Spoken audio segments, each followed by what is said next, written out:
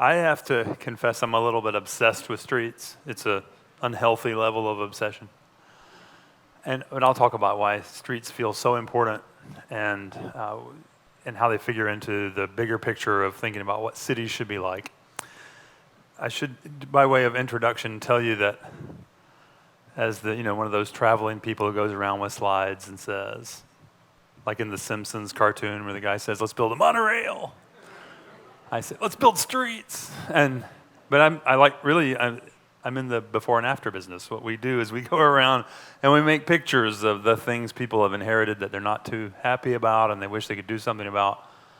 And we help them figure out what other kinds of things that land could be. And so, in a way, it's the central theme of the work is visualizing change before it occurs. And there's a lot of change to visualize that involves street thinking. So that means I have basically the best job there is. I get to go around making pictures and making pictures of the way things could be and helping communities decide what they should be when they grow up, which technically means I'm a town planner and urban designer. And in reality, what that means is I'm a question asker and troublemaker, as I told the group earlier today. Because we have to say, well, why is it like it is? And what if it was different? And things, are always changing. In our office, this is the executive parking lot at Dover Cole & Partners. If you come on 2 wheels or 2 feet, you get the most convenient solution, right? And that's the kind of the way that works out. Well, that office space was empty for 10 years before we moved there, in a historic building in a nice old town. And the reason was because during that 10 years, no one bothered to even go ask the city for permission to occupy that space without having a big parking lot next to it. And we said, well, we'll do it. As it turns out, because we occupied that space without the parking lot, the vast majority of the people who work in our office arrive by transit or by walking from home or by riding their bike or by carpooling, and only a small minority scatter around the neighborhood looking for parking spaces. So the answer is, people use the kind of infrastructure and built environment that you construct and that you make available for them, whether that's a street with a bike lane or that's a highway. You're sending them a message about whether they should be driving everywhere for everything every time or not. So the before and after business isn't just about making pictures, it's about actually implementing things. And this is a street in downtown South Miami that we redesigned about 25 years ago. It's the reason we get to get out of South Miami every once in a while. It was just lost space, and we said, well, if you redesigned it, you just changed it a little bit, you could turn it into a place that feels more like the social center of the neighborhood. You could turn the lights back on. And that's what we mean by street thinking. Now, why streets? The South Side story of what we started off calling Rustville, Fort Negley, and Jefferson Heights, and now you refer to collectively as the South Side, is a story about streets. It's proof that the street design is the one thing that you need the most, that could make the most difference in the quality of life of the people who are living and working in a neighborhood, and also is the hardest thing to get right, the thing most often gotten wrong. So, hence the obsession. Now, I had to show the before pictures because Eric's beautiful after picture of 17th Street was so encouraging. It's worth looking back at 1997. And in the late 1990s, the South Side didn't look like what we see now. It looked like this and like this. That's Main Street. And at that time, in that long segment of Main Street, all the buildings were boarded up and unoccupied. And I don't mean most of them were, I mean for a long stretch, 100% of them were boarded up and unoccupied. And it was a very hard thing to start with that. So we said, well, what about starting with 17th Street? And now when you go down there and you see that interesting eclectic combination of things that makes the linear park of 17th Street, you can understand why that had to happen first so that the confidence could be restored that was necessary to go onto Main Street. So that's the after picture for the Main Street scene. And probably you've had a pizza at Aaliyah and you know that's a great place to be, but it used to look like that, and now it looks like this. So before and after is really all about reestablishing our confidence that change and growth can make things better rather than worse. Stop and think about that for just a second. Americans are pretty hardwired to be suspicious of growth and change. We are conditioned, anyway, to believe that that's the case.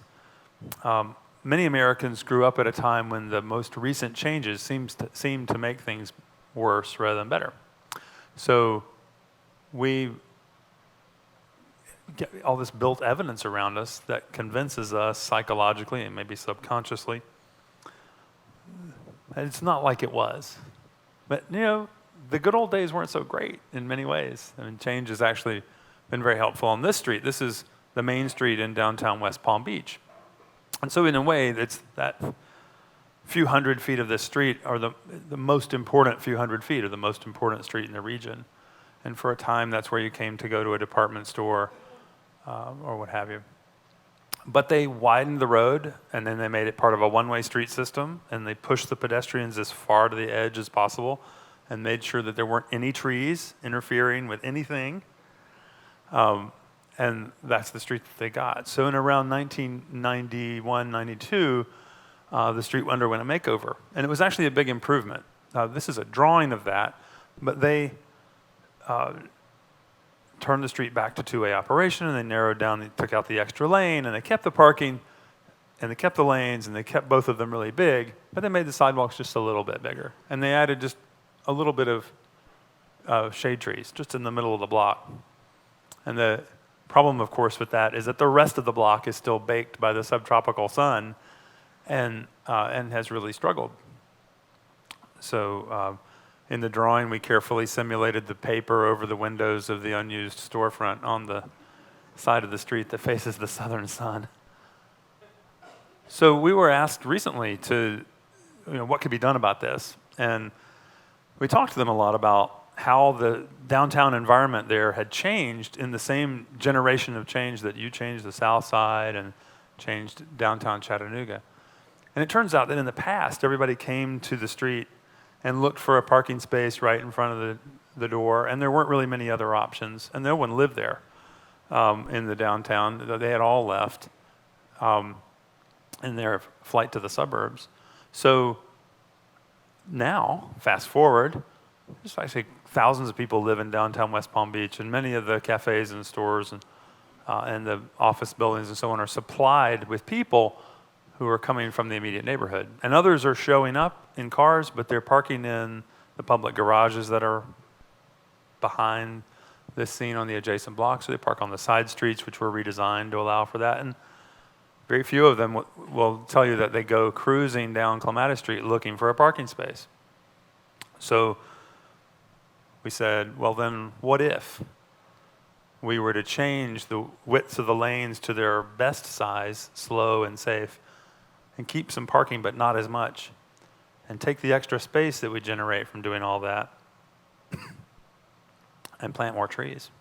So that's a before and after picture from last spring, and then last summer they constructed it. Now many things will change about this in the future, we imagine. We don't have to actually know what all the technological changes will be on this street, because there are some basic things that will remain the same, like you need a street where people want to be. So there's the construction, for the day they opened it actually, of the new curbless and narrow street that encourages you to use the whole street for walking, and there is traffic using it, but it has to go very slowly, and drivers are required to drive in another way. So that's kind of illustration of the sort of work we get to do as we design neighborhoods or streets. My buddy John Massengale and I were asked by a textbook publisher to produce a book on street design. And we thought, well, that'll be easy. We've been worrying about that for 20 years or whatever, and so we'll just knock that right out. We'll be done by Christmas. And 3.5 Christmases later, we finally finished it. But in the meantime, what we did was we traveled around, and we took a lot of photographs of streets we had remembered or thought there might be something special about. And we asked a lot of our colleagues, what streets are working best and why? And we went to see them, we measured them. And then we sorted these 18,000 pictures and so on into the instructive case studies that are in the book. It's about that thick. It weighs a lot. It's a multi-purpose tool. You can use it as a doorstop. You can put a hot pot on it. But there are 500 photographs in there, and so the real reason we did it was kind of subversive. We produced the book so that someone like you could go to their next meeting with the Public Works Department or the fire marshal or a developer, or the developer could go to that next meeting with an elected official, or the mayor could sit down with the DOT, and they could slide the book across the table at that meeting and point to one of those pictures and say, how come we can't have a street like that in our town? And that's why we did it. So a little bit subversive in a way. That's what it's for. Now, that was my ad about the book. I actually don't want you to buy one. I want you to buy 100 of them and pass them out to all your engineer friends. I'll share with you some of the things that we've kind of learned during that journey. The first one that kind of vividly sticks with me is that it became really clear that street design was always a kind of a hallmark or of an advanced civilization. Anybody recognize that street? It's the Appian Way, Via Appia, in Rome. And the Romans were pretty smart. They actually standardized the dimensions for the width between the chariot wheels, so the ruts would go in a kind of consistent place. And then they standardized the way of laying the stones so that through the winters and through the use of the road, they would last longer. And that pair of innovations made it possible for them to extend a vast empire over a big chunk of the known world at that time. And they, you got to remember that at the time they did that, transportation and communications were essentially synonyms. Think about that for a minute. If you needed to send a message, you did it via a street. They didn't have these devices that we walk around with that we use for sending messages, right? The way you sent a message was you sent it down a street. And so that was essential, actually, to the running of their empire and to their prosperity. Now, if you fast forward into later civilizations, you find there's this huge variety in the way of making streets and in the way of making the building-to-street relationships. And they're not all fancy. You know, sometimes they're a little bit down market on purpose, like the street that it naturally attracts this hipster with the funky haircut, you know, that's coming to enjoy that space in Pittsburgh. And sometimes they're really buttoned up and formal and like that. But in every case, the act of drawing the street and designing it is an act of composition. I use that word very deliberately. Composition is just not a word you hear very much in city planning circles. You know, where we're concerned about quantities of things and land uses and the level of service of various infrastructure and so on. Composition. Composition, like the way a painter composes on a canvas or the way a stage set designer arranges objects within the frame for a film or a play. They're arranging those objects in the frame, the streets or the trees or the buildings or what have you, in order to send a message about a certain kind of effect. And in this case, positioning of a civic building where they wanted to send a message about the importance of the institution inside there to the civilization that built it. Do you see what I mean? Like there's a decision here where the street kind of cranks because of what the grid does in Lower Manhattan, where it naturally created a focal spot for that building, and then they could deflect that vista in this very interesting way, but still mark it with the position of the most dominant architectural feature in a way that it would sit at the end of the street and send a message. So part of my argument for you to think about tonight is that the streets were once communications means, and they are still means of communication, because that's where we send a message about the aspirations of our society, about what we want it to be when it grows up. Now, I'll ask you to think about the city, and in turn streets, through a few probably unfamiliar different lenses. Most of the time, we think about cities and planning and any kind of infrastructure in a very engineering-like way, as if it's a big machine. And it does have moving parts and things that have to work. that need to keep working every day, day in, day out. So you engineer it so that that machine works in the way that when you flush the handle, the toilet flushes, or when the right time comes and the traffic signal should change from red to green, it does that. Okay, or the rain stays off your roof. So that's the mechanistic way of thinking, the kind of utilitarian way of thinking about the city. And you know you have to do that in order for it to be productive. So that's kind of a foundation. But there are at least 3 other lenses that are worth thinking about. Over here on the right, an economist thinks about the city like it's a big spreadsheet. It's actually a bunch of points of data that are all in motion and affecting one another in time. And that's why they think of the city as this big collection of transactions. All these social, cultural, and commercial exchanges that we make with each other in cities, that's what they measure, that's what they see, and they will measure your city for its success or prosperity based on those transactions. And they also kind of expect that that's a somewhat market-driven and organic thing, but they recognize that when you alter that with regulation or with public investment, that the market can change. Now, the wildlife biologist would look at an environment differently, like it's a habitat. So that wildlife biologist would go to a watering hole in the African savanna where there are a lot of different species that come to drink and hunt for whatever it is they eat or look for a mate. They would look at that ability of the environment to sustain life. And one of the measurements that a wildlife biologist uses is diversity. We hear it referred to most of the time as biodiversity. In particular, they measure a thing called species richness. They actually quantify the degree to which that habitat supports the wide variety of life. So if you use that way of thinking to apply to a city, you would ask yourself, have we got a habitat that supports all of the different kind of households that we have, including big ones and small ones, and old ones and young ones, and rich ones and not so rich ones? So that diversity in our species calls for a habitat that has a lot of variety in how we deliver buildings, bigger and smaller and more expensive and less expensive, and taller and shorter and wider and skinnier, and so on. Similarly, streets, that the streets, where there's a lot of variety in the streets, you have a more fecund and nourishing opportunity to sustain life in that place. Because our households and our businesses and our institutions are not all the same size, does this make sense? And they don't all have the same needs or desires. They have different habitat requests.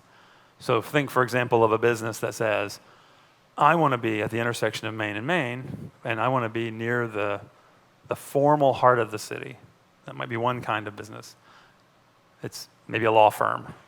And then someone else says, I want to be in the funky part of town where the action is and where there's lots of caffeine and music and young people around. And these days, they'd likely choose the south side in Chattanooga. So that's a wildlife biologist's set of lenses. And I'm telling you all of this as a prelude to saying there is a 4th way of thinking about the city that is almost always neglected. And that's thinking about the city as this great work of art, never finished. A great collective, combined work of art in which many, many people are doing their part. And the collaborators on this work of art are sending messages through this means. And that you don't even get to necessarily meet the people with whom you're collaborating because they might have been born 100 years earlier or 100 years after you. And yet you have to respond to what they are doing, and to change over time. And this is the most important ingredient, because unlike the others, which are all kind of mechanical and quantifiable and numerical, the art lens is the one that determines whether this habitat is going to be chosen by people who have a choice because they desire to be there. And desire, an emotional response, drives real estate. So their decision to be in that place or to make the cash register ring in that place is driven by their feeling that they get there, whether it inspires them and engages them emotionally. And I think that is a piece of the street design puzzle that has been ignored for a long time, as the engineers and others have been thinking about the streets like machines for moving traffic instead of places for inspiring people to make more of those social and cultural, economic, and emotional exchanges. So just to give you an idea what I mean by that, places where people want to be. This is the main street in Galena, Illinois, which every year wins the national contests for the America's favorite main street. Now, and it shows up in all the Condé Nast Traveler magazines and so on. And it's just a little town in Illinois that is very similar to 1,000 other towns because it was constructed at a time when Americans were really good at this.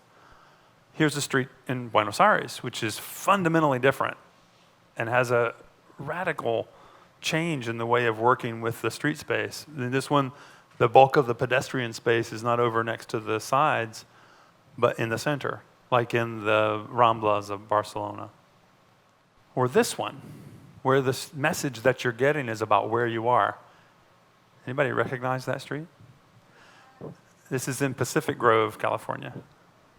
But one of the things that you can learn from Pacific Grove that is also true at Seaside is that the streets are open at their end toward the ocean.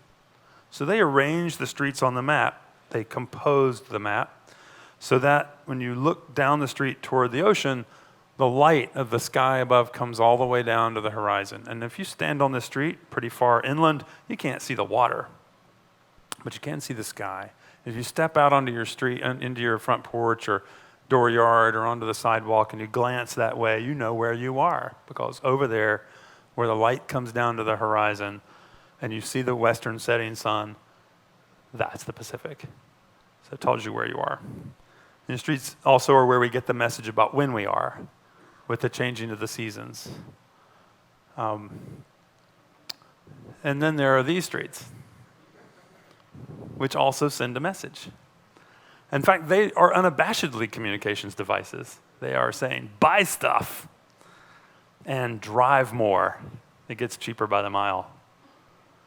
So this is the street where the message is all about happy motoring, only not so happy, right? Because when it's jammed, like this one was when I took that photograph, it is no fun to be behind the wheel in that environment at all. The emotional response you have is actually one of frustration and maybe even a little bit of rage.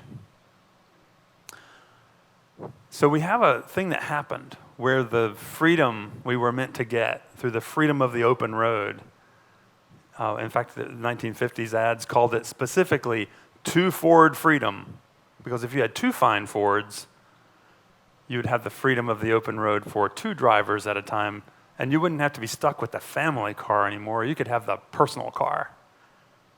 Drive more in the era of happy motoring. So I think in order to figure out how we got there and what we need to do about it, it's worth looking at what streets were just beforehand.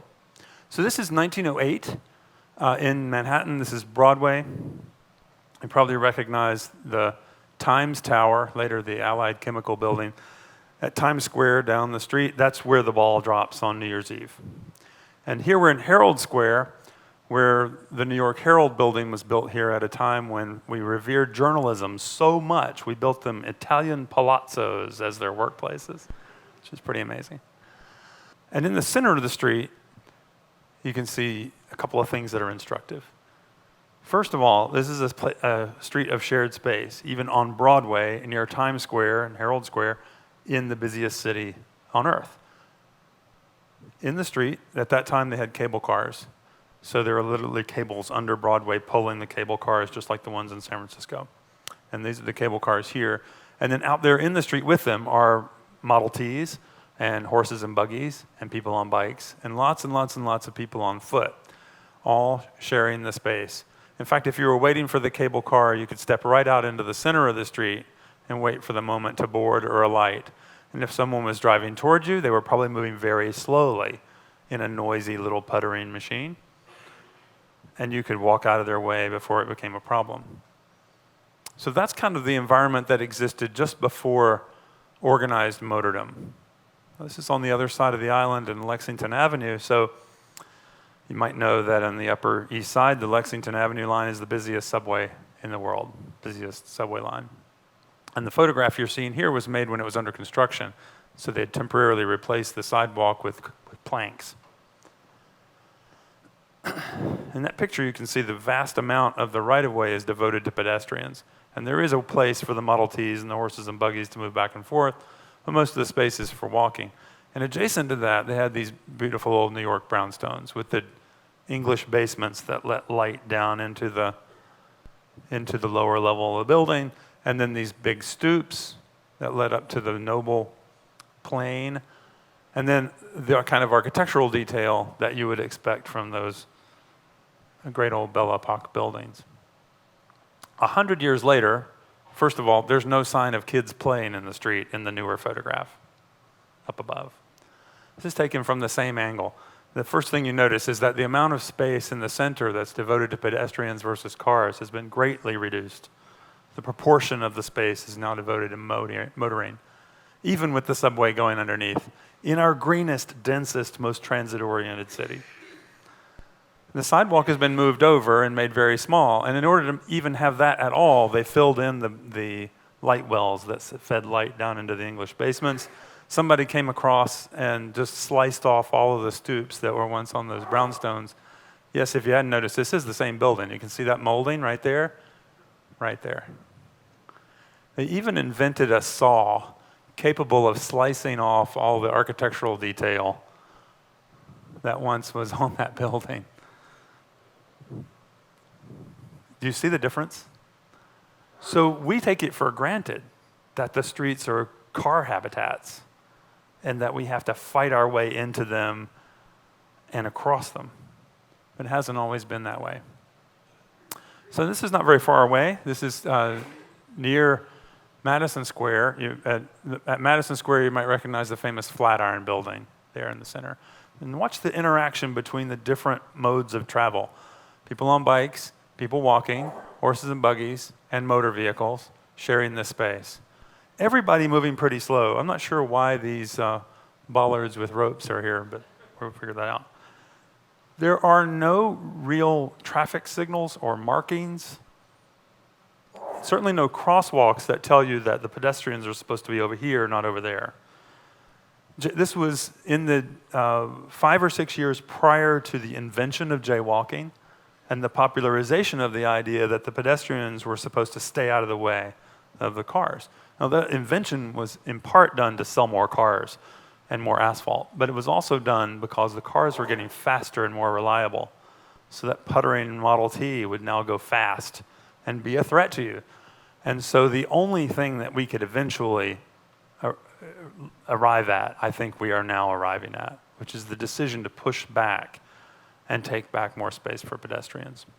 Jeanette Sadiq Khan, who worked for Mayor Bloomberg as his transportation commissioner, looked at that same intersection. And the morning before she took the big leap here, it was swirling with cars and yellow taxis in this area. Almost everything you see in this picture was car space. And then she sent her crews out in the middle of the night, literally in the middle of the night, with boulders and pots with plants in them, and big pieces of rock left over from other projects, and epoxy paint, and movable tables and chairs. And they made a little plaza out of what had previously, the day before, been car space. And the next morning, New Yorkers came streaming out of the upper floors of these buildings and down into those movable chairs, and they knew exactly what to do in that habitat. So I think we see now somebody who's using power of those kinds of positions to make things better for pedestrians instead of just for cars. The message here is that while as planners we count up the quantities of things, like the number of square feet of building or the number of acres, or the density in dwelling units per acre of the number of residential units, things like that, we also have to be concerned with the stuff between buildings, like most critically, the public realm. Now, our wildlife biologist appears in this environment and begins to observe the habitat and notices this flower that grows there and sends a message. There is a chance that a member of that species may be observed in the wild in this environment, but not given the design of it, not a very good chance.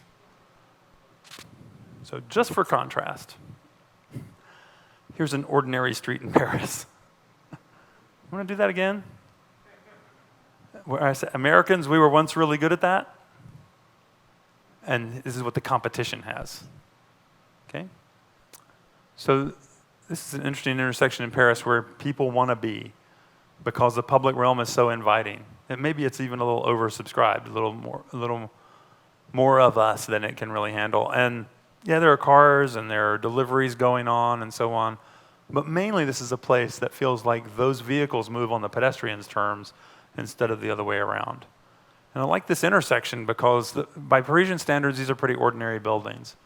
Relatively flat, fit to the street, modest awnings and storefronts down below. The sidewalk is even made of asphalt and nothing fancy. And yet people just love to be in this spot and they come back time and again.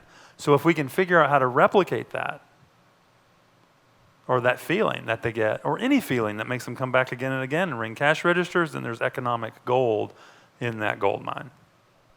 And it isn't just on busy commercial streets. It can be on the humble, leafy residential streets. This historic street is in Port Royal, South Carolina.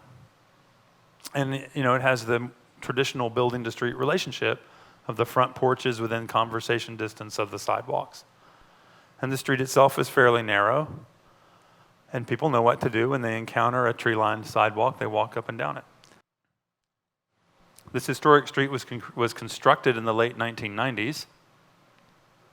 So the message here is that you don't have to be ancient people to create this stuff. You can actually just draw it and build it, and it will work out fine. For contrast, it's the tradition among the new urbanists. We always show pictures like this and say, where would you prefer to live? So I have to do a couple of those. So these are really pretty different, right? This one versus this one. Okay, just for the planners, my colleagues in the room, I'm going to say, these are exactly the same. They are the same land use. Single-family detached residential. On the color-coded future land use map or zoning map, they are blobs of exactly the same color. In fact, they are at the same density in terms of dwelling units per acre. The lots are of the same size. The number of cars parked with each lot in off-street parking is the same. It's just that on this one, they're on the alley side in the back, and in this one, they're on the front. And this was, of course, more modern because it was built after we began to send a message through the fronts of our buildings of that thing that was the most important to us, and that is our personal brand as established by our relationship to a car. Now, which one do you think is safer? There's an idea Jane Jacobs called eyes on the street, or the crime prevention folks call natural surveillance. It has to do with the idea that if someone was walking down this street with your mother's jewelry under one arm and your flat screen TV on their shoulder, no one would see them actually making that move. And so this is less safe. But from the crude planning tools, it's the same. I always ask audiences, did your parents tell you when you were growing up about how when they were kids they walked or biked to school?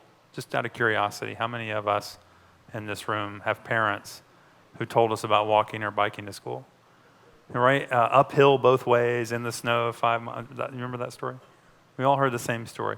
So when I get a group together and I ask them that question, they almost always, a large number of us, 3 generations of adult Americans, have parents who told them about walking or biking to school. And then I turn the question to ourselves. So now the same question for you. How many of you walked or biked to school for some of the years when you were younger? It's a smaller number, but still pretty big, right? That's predictable. And then you know what the next question is, right? Think about the kids now, the kids in your neighborhood or the kids in your family or your grandkids. How many of them walk to school or bike to school? Not very. Did I see one? One hand? 2 hands? 3 hands. Not very many. So, okay, this is not to suggest that walking to school or neighborhood schools is the only measurement of success in a community habitat. It's because it's not. There are lots of measures of success. But it is to suggest that in the course of a single generation, we changed from this to this. And the profound impact of that is that we're changing our relationship to the built environment. You probably heard of the idea of induced travel demand, which says that when we build additional highways or we widen roads to make room for more capacity, that generally tends to make it easier for us to roam farther. So I'll talk more about that. So what about those big expenditures? This is from a beautiful book by Alex McLean with views from above. And in this page in the book, he shows 2,000 feet of expensive infrastructure constructed in Burlington, Vermont. A great public expense, and with all the risks and rewards of heavy-handed regulation, they said the street's going to go here, and you will face the front of your building toward this public space. But we're going to give you a lot of flexibility about different ways to use it. And in that never finished, ongoing work of art, we're going to let a lot of people do their piece of the canvas over time. And so for contrast, over here in the suburbs outside, this is Williston. Here's another 2,000 feet of gold-plated infrastructure built at taxpayer expense.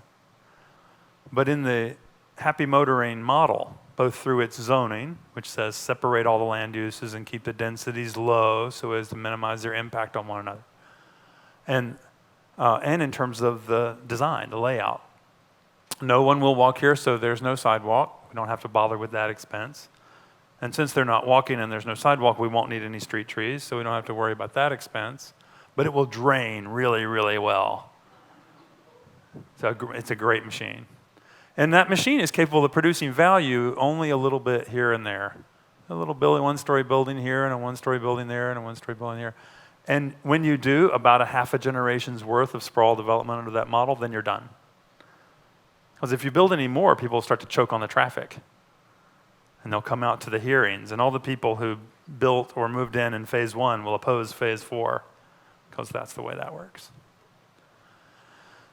Well, this power to regulate, like in zoning, comes from a constitutional idea. I'm not a lawyer, but they'll tell you that the police power in the Constitution is used to justify our regulation of land. And it says, in order to, the phrase that is most important to planners, protect the public health, safety, and welfare. So what do you think? These are healthcare workers. Now, when they're crossing that street, they are facing people in automobiles who are sitting in an environment that is also very tightly regulated. They are required by law to use a proven unibody construction, essentially roll bars around the cockpit to work like a cage in case it rolls. They have crumple zones on the front, side, and rear to take the energy out of a collision. They have, of course, seat belts, but they also have airbags and side air curtains and so on, right? So the occupants of these vehicles, should there be a collision, are very well protected by all of these legally mandated safety devices. But the vulnerable road users, like the people on 2 feet or 2 wheels, are not protected at all in that same collision. More on that in a moment. So you get situations like this one. Now, if you look closely, the sign says you can cross now.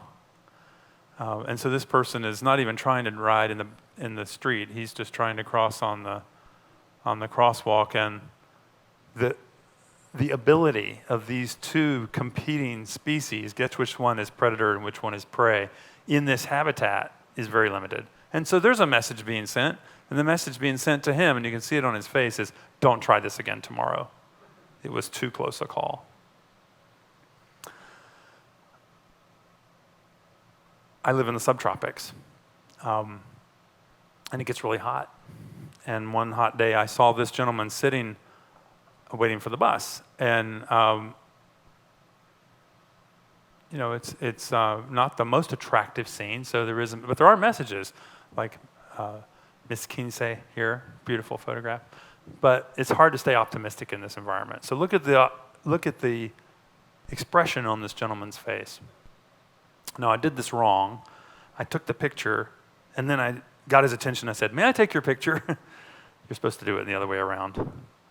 But when I asked him, I spoke to him, he turned to me, and he smiled. and he brightened up. And this big grin came across his face, and he spoke to me, and he was really happy somebody acknowledged that he even exists in this environment. My friend Dick Jackson, who's a medical doctor, wrote a great book on urban sprawl and public health, would tell us that this gentleman is likely to end up in an emergency room later today. Or if not today, someday soon. In fact, I've shown this to a great many people before, and a common response is a kind of victim blaming and victim shaming. Several people have said to me, what was he thinking? Going out in the hot sun, and they notice that he has a cane, and they think, what's he doing? Trying to walk in the narrow space between the curb with the moving traffic right next to it and that newspaper box. If he stumbles, he's right under the wheels of the car whizzing past at this bus stop. What was he thinking? If he ended up in the emergency room, he would be diagnosed with something like dehydration or heat exhaustion or heat stroke. But what he really has is street tree deficiency syndrome. And he's suffering from bad bus stop planning-itis. So this means everything I'm telling you kind of leads to a change in the way we ask the questions. Motoring public hammers its elected officials, do something about the traffic. And generally speaking, what's happening is those calls that your elected officials are getting about doing something about the traffic are coming from people who are sitting in a car by themselves, driving a really long distance, and it used to take less time than it takes now. And they're pissed off. So they say, do something, get that traffic moving. So that's what leads to the old question, how can we solve the plight of the person driving long distances alone? Or simplifying it just a little bit, how do we keep the cars, more and more of them every year, moving no matter what it costs? And in the past, it seemed like we had all the money we wanted because you get 90% funding match. That's a pretty high octane thing from the federal government. And we had gas tax, which was flowing in ever increasing amounts, which, by the way, is no longer flowing in such increasing amounts for a lot of reasons. I'm going to say I think the question should be shifted around. For our gentleman on the bus bench, I think we have to say, how can we make this safer and make the public realm inviting? But technically, the way to get there is to say, how do we make it possible to drive less far each year per person and still have a very high quality of life, if not higher than before, and keep all those cash registers ringing and all those social and economic exchanges going? Another way to think about that from a policy point of view, I know that some of you are going to talk to your elected officials about this. So this is the question you teach them. Ian Lockwood, great engineer and a plan engineer, says use this test. If you're about to make a decision, you're a corporate CEO, or you're the head of the healthcare provider, or you're an elected official, and you're making a decision. You might be making a decision about what to fund in the budget. You might be making a decision about what to build and how to design it. You might be making a decision about zoning, what to allow, how to regulate it. When you make that decision, if the impact of your decision is that it will tend to favor the shortening of trips and walking and biking and transit trips, I'm going to say it's almost always, if not always, the right thing to do, where the return on investment will be greater than the cost. In fact, I say almost always because I just haven't found a good example yet when it wasn't true. But if you find one, let me know. There's another way to say that. It might occasionally, and only very rarely, be the right thing to do some big infrastructure expense that favors the long trip by someone who's driving solo.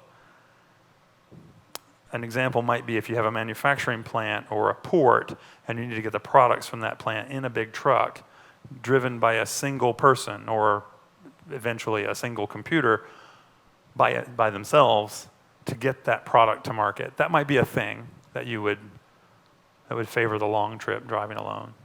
In other words, pretty darn rare, not the everyday street. So if you wanted to make the vehicle miles traveled go down, and you wanted to favor walking, biking, and transit and short car trips rather than long ones, here are the ingredients. You make places that fit that preferred habitat model our wildlife biologist was looking for. So you'd have to transform, remember before and after, the places that you got into something else that uses that space more intelligently and creates more value. You want to see that again? I don't give up on US 1. This is US Highway 1. There's a lot of room to build in America and build our way out of our problems. You absolutely have to design it so that it's provided for walking and not just a perfunctory providing of a sidewalk and a little meager sidewalk immediately back of the curb with the whizzing traffic, and then asking yourself, if you're the DOT engineer, well, why isn't anybody walking? We gave them a perfectly good sidewalk. You have to make a walking habitat that actually feels like you're going to have a good day there. You have to build the infrastructure so that people can make good, safe bike trips. Most of the trips we make are within 2 miles of home in America. Think about that for a little bit. Suburbia makes 14 car trips per day per household. In town, you make a few fewer. And those car trips vary, but they tend to be about 10 miles average in length. So that's a lot of trips, round trips. So of those car trips, 10 to 14 car trips per household, you're probably only about 4 or maybe 5 of them are attributable to work commutes. And the rest of them are so-called discretionary trips. So that means it's a trip to get an ice cream cone or egg McMuffin or to take a kid to piano lessons or something like that.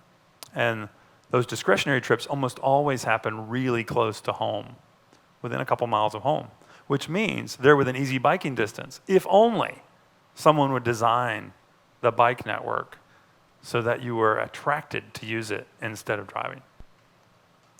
And then, should be obvious at this point, transit. Anybody recognize this street? Yeah, okay. So this is the postcard picture of that part of New Orleans, right? This is for you, Macon. He's a New Orleans guy. So in St. Charles Avenue, the engineers came along and they installed a transportation facility. Mechanically works. Perfect. But they didn't stop there. They actually went ahead and made it artful. And they took the median, which in New Orleans they call the neutral ground, which makes me think that you're supposed to get out there and have a duel. The old family feuds. And anyway, the neutral ground, they made it like a linear park. And they kept the absolute minimum amount of pavement in that, and they planted a lot of trees. And the result of all of that was that the street feels like a linear park and is a great address. So if you're lucky enough to have your office or your home or your Catholic girls' school across the street on this address, that's a point of pride. It's a place where people want to be. And that's the test. Does anybody know why these worn out areas in the grass are there? Anybody seen why that is? That's where the runners go. And maybe a few brave people on fat tire bikes, but mainly runners and joggers use the area where the tracks are to run up and down. This is not a transportation facility, it's a wellness facility.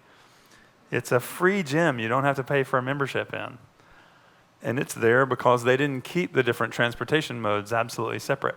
If you're running there, you hear a little ding-ding of the St. Charles streetcar, you step out of the way, and the streetcar goes by, and 12 seconds later, you resume your run, and it's a great experience. All of this requires realizing that one size does not fit all. In a complex habitat that I've been describing, this street is not like that street, and there's a place for all kinds of different streets. This is a driving street. It was also planted beautifully so that you get a great experience when you're there. And experiences are the bottom line. Now, this is in Stockholm. This is the Strandvägen. And I shot this picture in the dead of winter, which I think is in May in Stockholm. Is that right? No. Okay. It was March, but it was cold. And it was late afternoon, about 5:15 in the afternoon. And I saw these rows of trees, and I'd been thinking, I need a slide that just explains what an allée is in landscape terms. And here's this beautiful multi-purpose path. And so I stepped out there with my camera to take this picture. And in the distance, I could see this fellow on the bike coming toward me. And this was actually the most important moment in my career, I think. This is the moment right here where I figured it out. As he got closer, I was waiting for him to get just the right spot in the frame. So I took a knee and I looked through my lens and I just sat still and waited for the moment to snap the shutter. And this fellow, as he got closer, I realized he was whistling. He was on his way home from work at the end of his hard work day. He was on his afternoon peak hour commute, and he was whistling joyfully. He was having a great time. How many of you in your daily commute at the end of the hard work day have the most joyful few moments of your day? The ones who walk to work, I see you. Okay. So I thought, that's it. That's what we actually need to do. We need to build these places. And it isn't complicated.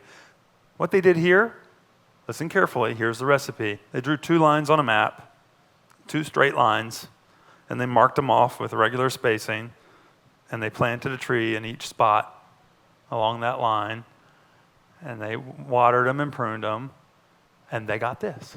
And now this guy whistling has been given a gift, and everybody else for generations and generations is given this gift by the people who bothered to build it that way, a gift of great experience. So maybe the way to ask yourself the question is, why don't we set a big, hard, difficult goal that would change the number of trips we make in the region by walking, biking, and transit, and within our lifetimes? You could do that for a lot of different reasons. You could do it because you realize it would save the public purse a lot of money. You could do it because you would realize it would save households a lot of money. You could do it because it would burn a lot of calories if you did that instead of just sitting behind the wheel. You could do it because you're concerned about the tailpipe emissions and their effect on the planet. You get it? Pick a reason. You could do it because you want the real estate to be more valuable. I actually don't care which one of those reasons you pick. You know what they say, we don't care why you come to church. You pick one. But if you set a goal, you might say, and ask yourself how we would do that, you would probably begin to rethink things we took for granted for a long time. Gabe Klein, the former transportation commissioner of Washington, D.C., and one of the founders of Zipcar, one foot in the world of transportation administration and one foot in the world of big tech and disruptive technology. He predicts that with the coming of Uber and Lyft plus autonomous and connected electric vehicles, that we will see the demand for urban parking drop dramatically. Gabe says 85%. It's already dropping a lot. I say, Mitch, thank you for putting me up in one of your hotels. Hotels that were requiring 0.8 or 0.7 or 1.2 parking spaces per hotel room 20 years ago are now needing 0.2 parking spaces per hotel room. And that's just Uber and Lyft, not even with autonomous cars. So it's been dropping. It's been dropping for 30 years. It's going to keep dropping. And Gabe says eventually 85%. Now, what if he's only half right? What if it's like 43%? That's huge. That's dramatic. And I heard him say that as I was sitting in a room in Austin, Texas. And he was sitting in front of me, and I looked out the window and I saw this. And that's what downtown Austin, one of our most livable and hippest cities, is. And yet it's all parking. Or if you go to Miami and you stand on the transit platform and you look at the transit-oriented development, you actually see that it's mainly parking-oriented development. Or if you go to Atlanta and you look out of your hotel room window and ask, where's the parking? Almost all of it is parking. In fact, I showed this picture to some Atlantans, and they jumped up and corrected me. They said, you got this wrong. That building in the middle, that's actually parking too. So I've got to fix this. That's a true story. So you have to ask. We think we don't have enough room to accommodate our growing populations, enough room to have more green space or more affordable housing. We have room. We're just using it for the wrong things. So I will leave you with 5 things I think you can go demand every time you hear somebody talk about streets. It's pretty easy to remember. The first one is that the streets where people want to be, that positive habitat that sends the right message, have a shape. I see urban designers make this gesture. It's not just that the new urbanism began at the University of Miami, and they're all saying it's all about the U, you know. It's that they're looking at the building height to street width proportions. And when the building height is high enough to create a degree of spatial enclosure for the width of that space between the buildings, the space feels like a public room, and that gives it a shape. And you can see, these are diagrams of that kind of proportion. When it gets too wide, the sense of place falls apart, and so do the real estate values. So that's a pretty fundamental thing. That shape is from the buildings and the trees that end up making the street like a public room, in which the buildings are the walls and the trees provide the ceiling, and the sidewalks and roadways are the floor. And that's an idea that matters everywhere. You saw it in the little town in Port Royal, South Carolina, but it especially matters in the heart of the region, in the heart of the metropolis. So this is a picture from Portland. Now imagine if I just took this picture, which I don't have this simulation of this, I really need it, and I just took everything from this line over to that line, and I replaced it with a surface parking lot instead. You would not get that scene to be the postcard picture of a thriving metropolitan Main Street. And what you would get is, unfortunately, something that is a lot like the big gaps in the urban fabric that exist along Broad Street and Market Street and Chestnut Street in Chattanooga. So that's a thing to work on. The second requirement is that the streets have to be comfortable. We just require it. And that has partly to do with climate. In the temperate zone, like where we are, the deciduous trees, they have leaves in the summer, and they let a limited amount of the light come through, that dappled light on the sidewalk, and they keep the sidewalk cool, and they lower the air conditioning costs of the buildings. And in the winter, they lose their leaves, and the sun is at a lower angle, and they let the sun come in and warm the interiors of the buildings and melt the ice on the sidewalks. So that's a pretty basic thing. Those trees are not just decoration. They're part of the comfort system for that space. In the hot and sticky subtropics, we use that tool, and we use other tools too, like extensions of the architecture to deal with the sudden storms and the glare from the sun. What do you think? Comfortable? Okay, what's missing here? Here's comfort in its economic impact. I thought of putting this in here because of our conversation earlier today, Macon. This is a street in London, and we're a block away from the headquarters of the BBC. And in this location, there's a ton of traffic. London is bustling all around you. There's cars swirling around. There's plenty of traffic. But when the cars get to this intersection or to these side streets, they are forced to slow down. There's a textured pavement, and go up to the level of the sidewalk. The crosswalk is at the level of the sidewalk, and back down again just to turn around there. And they can't do that fast, or at least not more than once, and comfortably. So as a result, here are these fellows standing on the sidewalk exchanging ideas, the fundamental purpose of a city. And this fellow's heels are less than 6 inches from the curb, and he's not fearing for his life because of the way the street was designed. So his comfort partly comes from this psychological sense of safety. More on safety in a minute. The streets where people want to be are generally along the natural paths between their origins and their destinations and their daily movements. The streets where people want to be are connected to the other streets. I'll try to illustrate that with a couple of scale maps. This is a tissue sample from suburbia. This is in the Woodlands, a planned development, Newtown in Texas, and they have Texas-sized blocks. So basically the little dots indicate intersections where you can actually make a movement and keep going without having to go back out the way you came, cul-de-sacs. And it's pretty coarse-grained. For comparison, along come the new urbanists. Here's Celebration in Central Florida. This is a new town from the late 20th century. And at the same scale, there's a lot more connections. The blocks are relatively small. And so there are a lot of ways to go around from here to there, and a lot of connections that are convenient for pedestrians. Whereas in this one, you would never walk to see your friend, and then even if they live pretty close, because you can't get there without a really long distance. Whereas in Celebration, you just walk around the block. But just so we don't get cocky, at the same scale, here's Rome. Over 1,000 intersections per square mile, exactly the same scale. And you never hesitate to walk, because there are lots of ways to go from here to there. And by the way, there's a lot of traffic, which is all filtered through this capillary system slowly, and safely, and with lots of ways to go from A to B. Let me try to, this is the key to transportation planning right here, at least the network aspect of it. If you have a place where you are, we'll call that A, and a place where you want to go, we'll call that B. To go from A to B, if there's only a couple of streets and everybody has to use them, that's because there's only one way to go from A to B.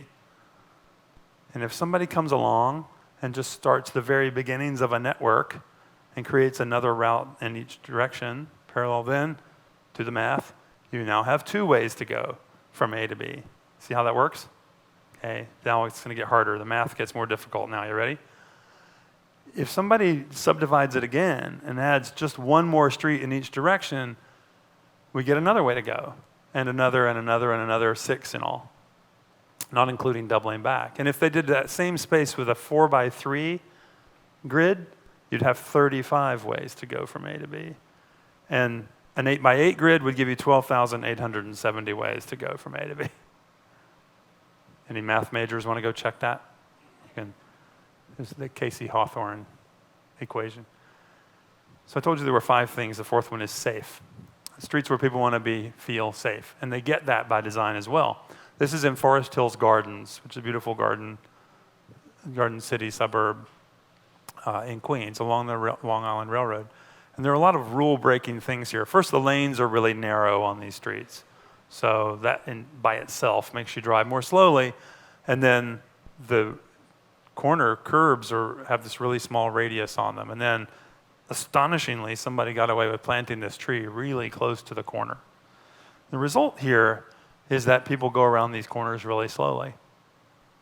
And if you notice closely, my buddy and big-time Chattanooga fan, Walter Kulash, would tell you, if you see a little black mark on the curb from somebody's tire rubbing against it, that means somebody got a gentle reminder that there are kids and senior citizens living here, and you're not supposed to go terracing around the corner in your SUV quite that fast.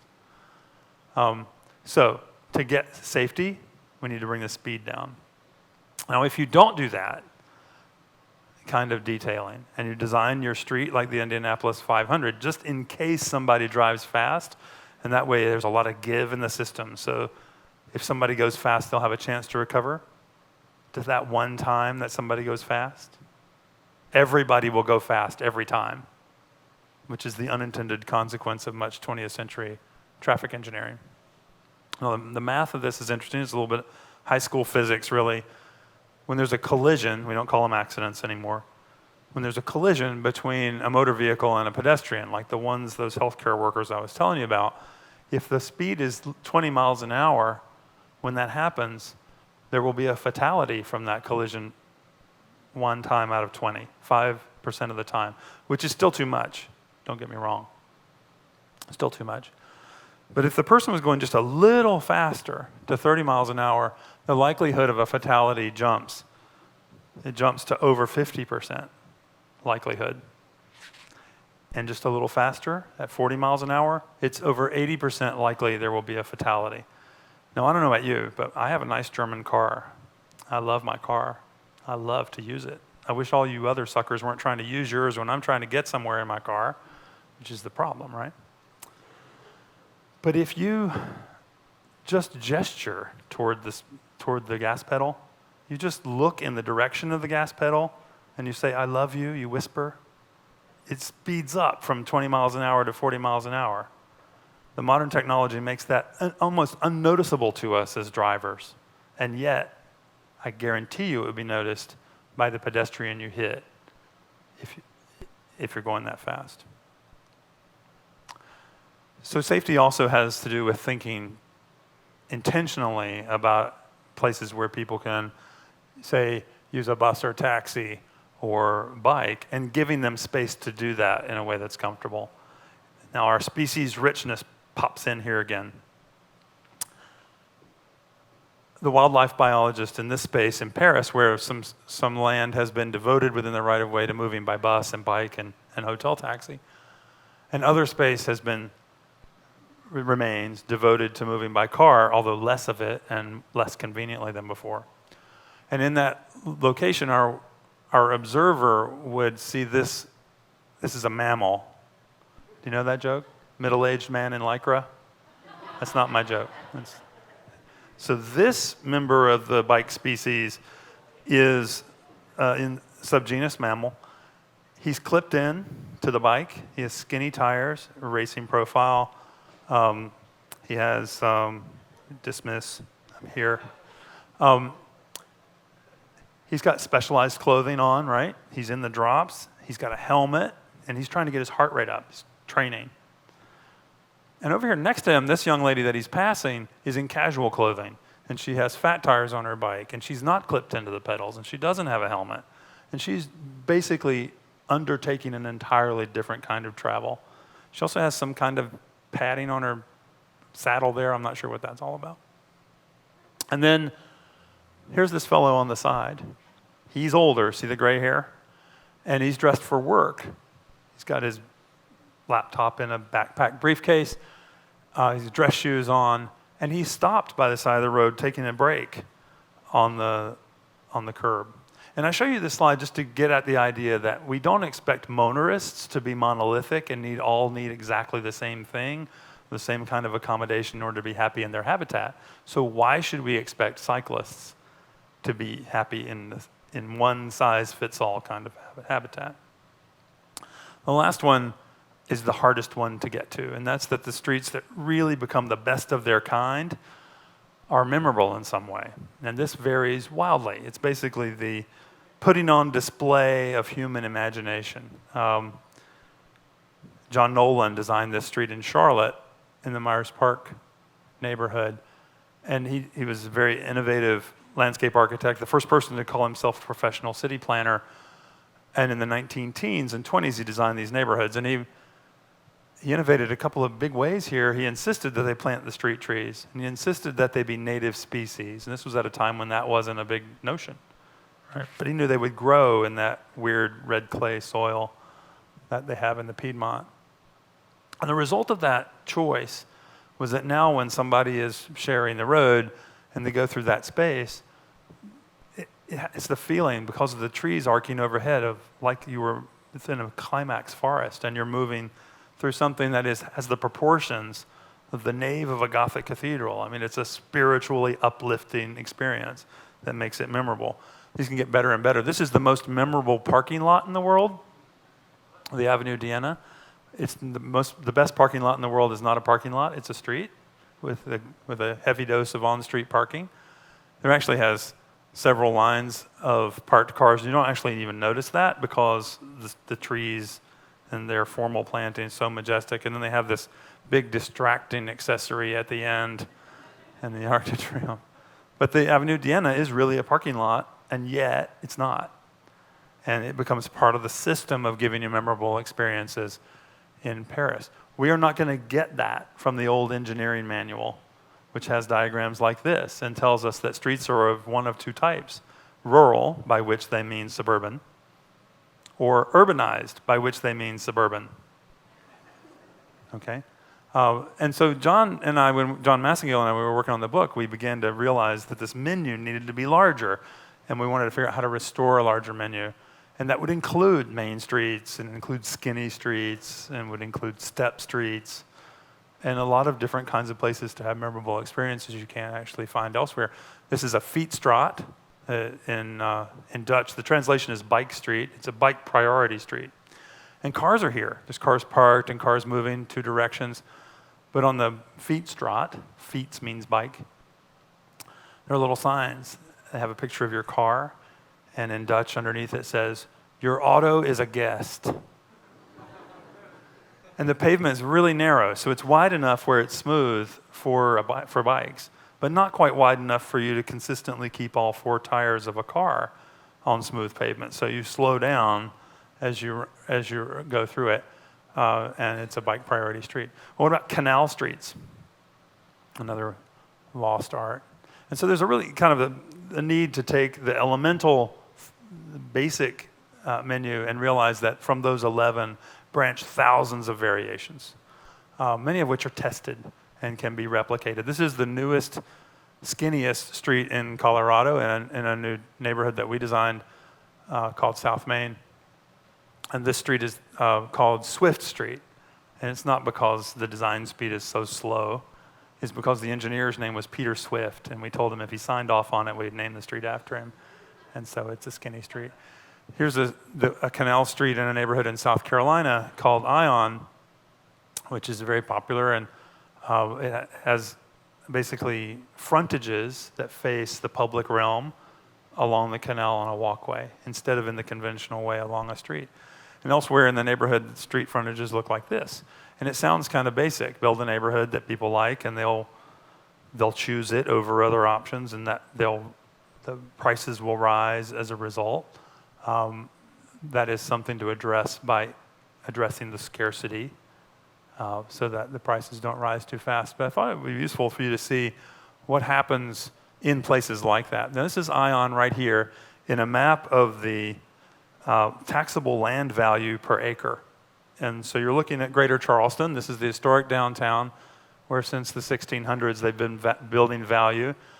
And here's the beach. That's where God created the views and the value. The old village has views of the harbor, same thing. And Ion has views of a container port, not so dramatic. The land use is identical to the two adjacent subdivisions. But that spike in the value is because of the sense of place in those streets. So if you've been listening to all this stuff I've said about art and wildlife and whatever, and trees, and it all sounds like luxury or expense, it actually is about return on investment. If you're the mayor of Mount Pleasant, South Carolina, and you need to replace the roof on City Hall, or you run the school board and you need to buy a new school bus, or you're the fire chief and you need to replace the fire engine, where do you get the money to do that? From the ad valorem taxes that are collected based on the property value and the land. And so that being able to create some spikes of value in your region is a key to fiscal responsibility. Doesn't mean you have to do it everywhere, and it doesn't mean it has to always be done the same way. And I think you could argue that when the spikes get too big, you start having imbalances and displacement. We have seen some of that in the South Side. But it's clear that people pay for design because they want to be in those places where people want to be. Now, I've criticized wide streets, so I should make a little correction. Wide streets are okay. Some streets need to be wide. Just make good wide streets. The Avinguda Diagonal in Barcelona has more than 80, almost 90,000 cars a day, average daily traffic, which is a lot. What's that, 10 times Broad Street? Something like that. And yet, it's beautiful and functional and an amazing place. Commonwealth Avenue in Boston has the common neutral ground with its park, in Oglethorpe Avenue in Savannah, the same kind of idea. So wide streets can be really good. You just have to up the proportion of green and trees. I like to use the historic picture of Oglethorpe Avenue because now it's just absolutely full of azaleas. They've packed it so full you can't go out there and eat your picnic anymore. But I like azaleas too. Here's a 19th century road widening project. I told Blythe Bailey, this is from when public works officials were heroes in their communities. And here's a 20th century road widening project. Want to do that again? Okay. I like the Wildlife Observer will notice that there is a place that's been provided here for the two-wheeled species. Nobody in sight doing that. One of the first times we tried to illustrate this idea of transforming those wide streets into better ones was for Tennessee. This is a drawing for Roan Street in Johnson City. And we did a before and after drawing that's been kind of been making the rounds for a long time. But the idea was, we're not finished just because we got to here. To prove my point, that's Sears, and that's the Sears Tire Center. Remember Sears? Okay. None of this stuff is permanent. All of this is changeable, and we have to build our way out of our problems and recognizing there is room within the communities we've already started. Down where I live, you probably saw the national news story about a pedestrian bridge at Florida International University that fell during construction. And it fell on hapless, unsuspecting motorists who were parked underneath it because through a series of bureaucratic and policymaker blunders, it was opened to traffic underneath before they were really ready. And engineering mistakes in the whole round. But they were building a pedestrian bridge. And the reason they were building a pedestrian bridge is because they had given up on the idea of the street. People do that. One of my friends, Jim Charlier, likes to say that the main purpose of pedestrian bridges is to provide shade for those who will insist on crossing at grade down below. But on 8th Street, they were planning to build a bridge, and they almost did it. And the reason they were doing it is because they had given up on the street. They said, well, we've got to keep the traffic moving. There's nothing we can do. There's all these trips to accommodate. And nobody in their right mind will cross from the campus over into Sweetwater if they have to do it at grade across whatever that is, 11 lanes of traffic. So, of course, this wasn't a pedestrian bridge at all. This was a bridge designed to keep the pesky pedestrians and their signal phase from interrupting the trips of the motorists down below who can't be inconvenienced by such things. Think about that. Call it a pedestrian bridge is a little wrong. It's really a bridge to keep the traffic moving like water in the river going by. So we said, well, what if you rethought that? You reallocated the lanes. You said, let's make those trips, but let's make more of them by transit and better with trees. You could do that with bus rapid transit, or you could do that with rails. That's not really the point, but we wouldn't need as many lanes because we could move a lot of the trips into that mode. And if we did make a shaded and connected walkway and bike network, we'd get some trips replaced with biking in a safe and comfortable place to do it as well. And then we might need a bridge, but we probably wouldn't. I think a lot of the coming era will be about retrofitting such streets, thinking about how we might recapture the lost space and rebalance our values to use that space more effectively. In our conversation earlier today, we were talking about the possibilities of some of the super wide streets in the Riverfront District, and I realized I should show you this picture, because it's the kind of before and after that might be possible there. So there's a national conversation along the lines of what I've been telling you that goes by the bumper sticker name Complete Streets. And there are people who think that that just means you paint a bike lane a certain color or something. Now you have a complete street. So let me just say, if it's not yet a beautiful street, it's not a complete street. Because it's not really a place where people want to be. Whereas in mature cities, complete streets actually provide for the whole range of transportation modes and experiences. And we have a long way to go. Well, we can make baby steps. It doesn't take a lot. Reallocate some of the lanes. Some of that excessive asphalt can be recaptured for more purposes, and all you need is some pretty planters and some pretty girls on bikes. Here's one for our town where we're saying this is an acceptable place to bike, but not a place that rewards you or makes you feel safe if you chose to do so. But we wouldn't have to change too much to make it a place that sent a message saying, you are welcome to bike here, and we hope you do. In Atlanta, we've been working on the South Downtown area, the area immediately south of Underground Atlanta and the 5 Point SMARTA station. And Tim Keene, the planning commissioner for Atlanta, your competitor, said recently, the days of treating downtown Atlanta streets like glorified on-ramps to our expressway system are over. Just said it just like that. And that the priority now is to create a pedestrian priority zone where the streets can be narrow and to take back the space. So there's the brand new stadium, and here's Hotel Row becoming a proper route to get to that stadium. Here's a little further down Mitchell Street, a before and after. The amount of space devoted to cars in the pedestrian priority zone greatly reduced. The amount of space devoted to biking, walking, and to trees greatly increased. That leads me to Chattanooga. One or two last slides. We've been asked to work on this extraordinary site of the former Alstom and combustion engineering plant. And our clients who made a big bet on this part of the city have realized what a special piece of the canvas can be composed in this area. To put that in perspective, the area that I've been describing along the riverfront is the area here where the big blue building was built not too terribly long ago before the collapse of the nuclear turbine industry.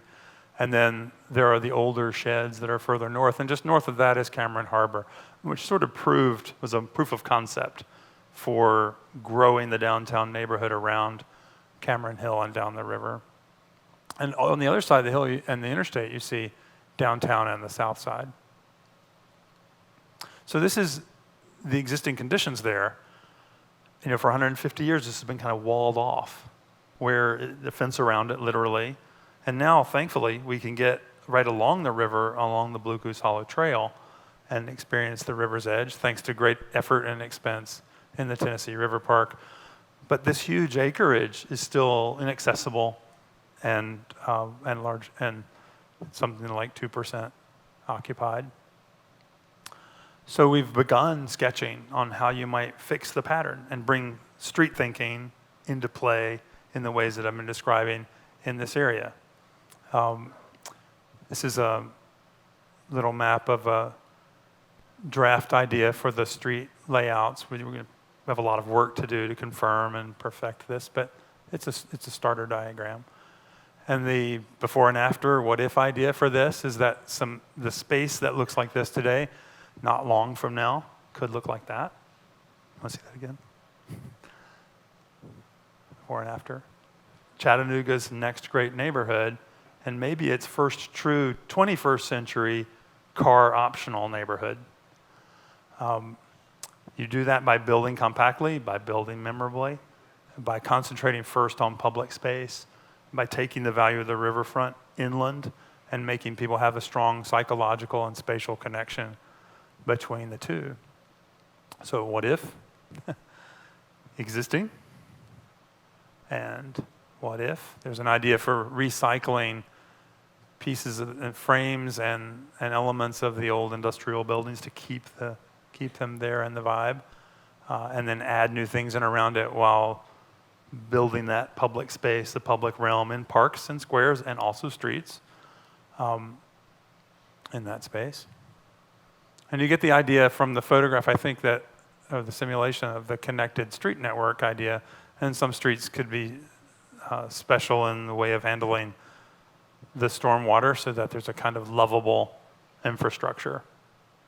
Here's a series of park blocks that stretch from the river to Riverfront Parkway. And here's Riverfront Parkway reimagined as a leafy, proper, multi-way boulevard, and with those building to street relationships I talked about before. What if? Thank you very much.